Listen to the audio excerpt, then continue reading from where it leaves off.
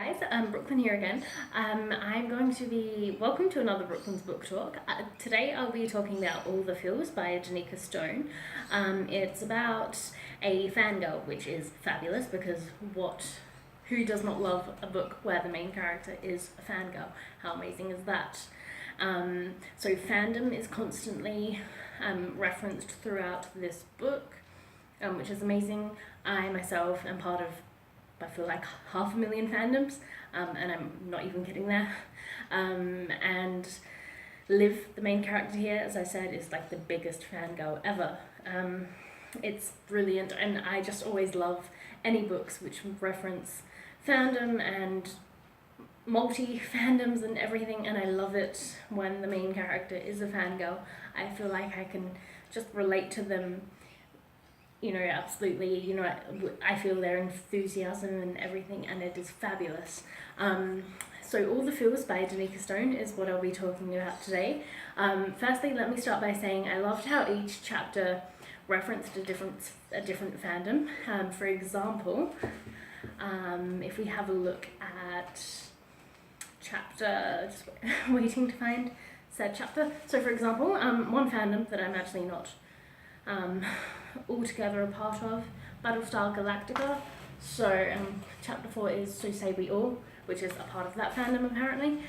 Some of my favourites though were the chapter headings that referenced Doctor Who, which I think was chapter 8 or chapter 9 or something, where it said, "This is my timey-wimey detector, it goes ding when there's stuff." Love that quote, by the way. Blink, one of my favourite Doctor Who episodes. Anyway, getting off track, All the Feels. I pretty much finished this book in 2 days. It was so cute and so adorable, and I couldn't put it down. Like, I couldn't fault it. I actually gave it 5 stars, and it went on my favourite shelves. This was referenced to me, recommended rather, to me by a good friend, a really good friend in fact, and she knew I'd love it, and I did. And what's funny though is here, it's a library book I borrowed from one of the libraries here, but it says adult fiction, which I thought was weird because it's definitely YA, but aside from being young adult, it has like many themes in it. It's not cheesy. Well, I mean, it's a little bit cheesy, I'll confess, but it's so well written. Nothing felt forced. Liv's character was very natural. She felt very real, as did Xander, and I pretty much from the word go just majorly shipped them. Xander had a girlfriend who, I didn't not like her, but I didn't like her, if that makes sense. There was nothing wrong with her to make me not like her, except for the fact that I felt like she was standing in the way of Xander and Liv. And I felt like that girlfriend of his didn't complement his personality, whereas I thought if Xander and Liv were to get together, I just thought that would be like super perfect. Xander's character himself, I just adored.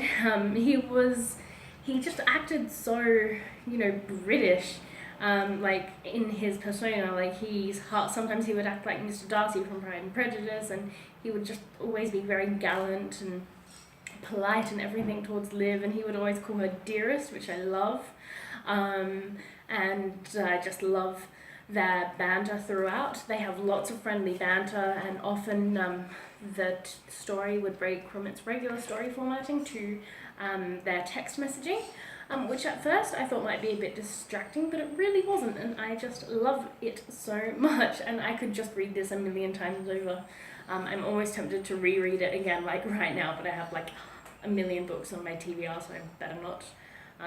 Although I am rereading Agatha Christie, because I love her so much, and I have been dying to talk about her on BookTube, so stay tuned for that, because that will be coming up soon, hopefully. So anyway, this book as well, one of the many reasons why I love it is because the main plot is about Liv, campaigning to bring back such a beloved character from a fandom from the death. Who of us here has not mourned incessantly over any fictional character, honestly? Even though Starville is a fictional fandom, it still applies because it's still fandom, and we have felt so many times that we can't deal when a character dies. There's so many fictional characters. I'm still coming to terms with their death. Honestly, not even funny. So Liv really can't deal when this character dies in Starvale. So she starts a campaign to bring him back, and that campaign massively takes off and goes viral.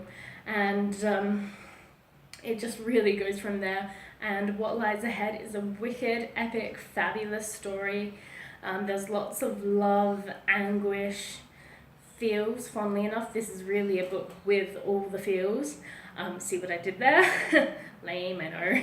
And just so good and relatable. Liv writes, fan fiction and whatnot, and her mum disapproves, and like there's lots of,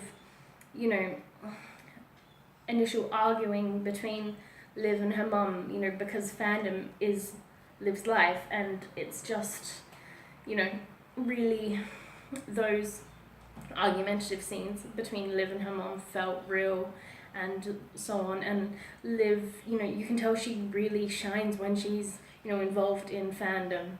And, Liv doesn't get along all that well with her mom's boyfriend, which is understandable because, quite frankly, he came off as a bit of an a-hole that didn't really understand, Liv's passion and obsession and everything. But, he was there, his character served its purpose, and it's just an amazing book, honestly. I couldn't get enough of it, and I definitely recommend it to everyone. It is just everything. It has everything in it. I could keep raving on about it, but I definitely think everyone should read it. There was so many, moments of like laughter and awe, and like a couple of teary moments too. Hands down, one of my favorite books so far that I've read this year. Guys, do check it out, and thank you for listening. Happy reading, guys. We'll see you soon.